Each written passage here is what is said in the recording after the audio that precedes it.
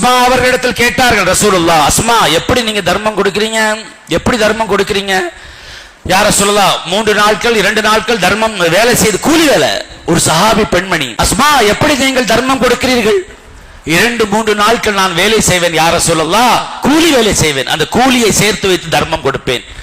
உடனடியாக நாம இருந்தாங்க செஞ்சிருப்போம், வெரி குட் மாஷா அல்லாஹ், கீப் இட் அப், இப்படித்தான் கொடுக்கணும் என்று தானே சொல்ல வேண்டும். ரசூலுல்லாஹ் உடனடியாக, யா அஸ்மா, அஸ்மா செல்வத்தை எண்ணி கணக்கிட்டு சேர்த்து வைக்கிறீரானே கேட்கிறாங்க ரசூலுல்லாஹ். 3 நாளைக்கு சேர்த்து வைக்கிறீங்களா? அல்லாஹ்வும் நன்மையை எண்ணி கணக்கிடுவான்.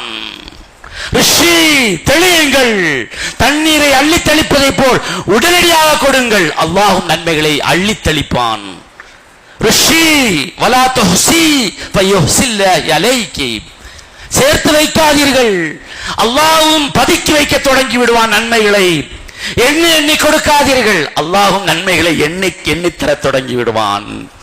அள்ளி தெளியுங்கள், அல்லாஹ் நன்மைகளை அள்ளி தெளிப்பான். ஏழைக்கு சொல்லப்பட்ட உபதேசம் இது.